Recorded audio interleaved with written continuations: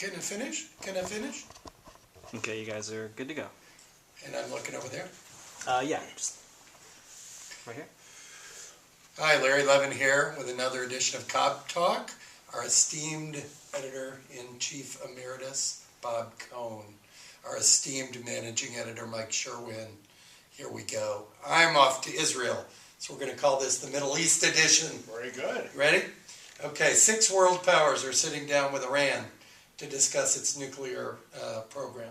What's going to come of it? I thought you were going to tell a joke. 6 nuclear powers walk into a bar. Can we bar Iran?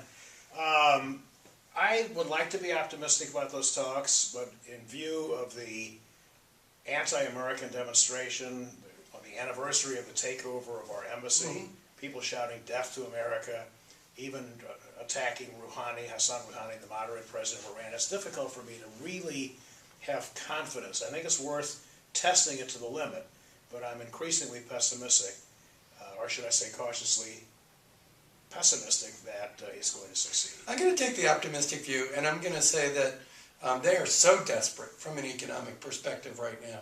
I mean, things are falling apart on several different levels. They can't get to their money. They can't sell their oil. Their economy is plummeting. Their currency is plummeting. They're going to have to come up with some real scramble internally to avoid serious civil strife if they don't make a deal. So I'm going to say, not because they're altruistic, but I'm going to say from the necessity of economic stability, that something's going to come of this. I don't know what it will be. It would be a great victory for diplomacy and coordinated economic sanctions, so we'll have to see how it plays out. I agree with you. Last week, Bibi Netanyahu halted a leaflet poll that came from the Israeli Foreign Ministry, acting through the nonprofit Israeli American Council, that was going to go into tens of thousands of Jewish Americans, asking where their loyalties lay in the event of a crisis between Israel and the United States. The American billionaire Sheldon Adelson is a major supporter of that council. What do you think of such a loyalty poll? That is the most atrocious thing I've ever. I mean, that was the big fear in creating a Jewish state. The specter of dual loyalty was put forward by the intellectual opponents of Zionism, and to play right into their hands is just an egregious, ridiculous thing. And smart of Bibi to halt that. Absolutely. And you think about the Japanese internment camps in the United States. Yes. They grew out of that same kind of consideration. Exactly. And it could be unbelievably He was terrible wise stuff. to put the kibosh on it. There's been long speculation and rumor that Yasser Arafat was murdered by radioactive poisoning. Now Swiss scientists say they found at least 18 times the normal level of radioactive polonium in the bones of the deceased Arafat. What are your thoughts? Well, it couldn't have happened to a nicer guy. And secondly, there have been other scientific reports, I'm not a chemical analyst, that his chain smoking could have created the same kind of effect in his The increase in polonium. bones. Yeah, so it's nothing new under the sun to you. Not really. Okay. John Kerry is really pushing hard for a two-state deal, and he's dangled lots of economic assistance to the Palestinian side. And as we talked about in the paper this week, his team's been reported to be weighing making a third-party offer for peace at the start of 2014. What's your view? I hope he does go forward with such a plan. I've said for the past several months on these programs and in print that I think, like a rabbit being pulled from a hat, that we're going to wake up one day and find out not that war has broken out, but that peace, meaning an agreement between Israel and the Palestinian Authority, a two-state solution. I think there are 2 or 3 steps that could be taken fairly quickly. Netanyahu has upheld his part of the bargain. He's so far released 52 hardcore terrorists from Israeli prisons and jails. He did allow a housing group of construction to go forward, which is typical, and they haven't made too much of an issue of it. And I think that Kerry is keeping things pretty much quiet and behind the scenes. Back-channel negotiations like the original Oslo Accords and the original Camp David Accords have worked better than these big public. Well, tell me this. In the Iran case, and the reason I'm optimistic is because Iran is in such terrible, terrible shape economically. What's changed here on either side that would lead you to think that a deal is more likely? I think, first of all, the surrounding area. You've got this raging civil war in Syria. You've got an unsettled situation in Egypt. And the rest of the Middle East countries are distracted with their own Soros, so to speak. And relatively left alone have been the Israelis and the Palestinians. Abbas remains committed to nonviolence, remains committed to a two-state solution. So does Netanyahu and most of his coalition partners. And I think the time might be right. He has recognition at the UN General Assembly as a non-member observer state.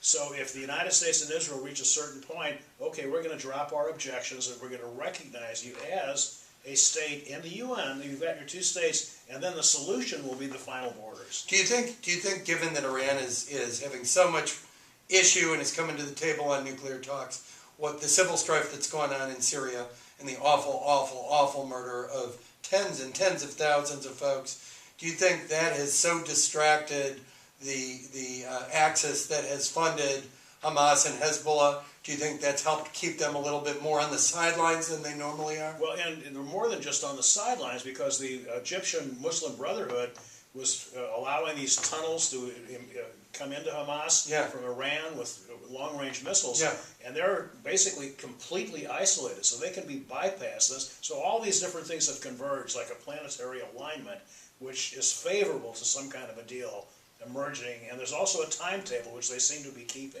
And you even wonder who's helping Israeli intelligence on finding out about these tunnel deals. I mean, is it the Egyptian military who wants to retain power, and they're cooperating back channel? I mean, are people giving information to the Israelis who maybe normally wouldn't do so? Well, the Egyptian military, and in particular the ones who ousted Morsi, had a track record of being very supportive of a positive relationship with Israel.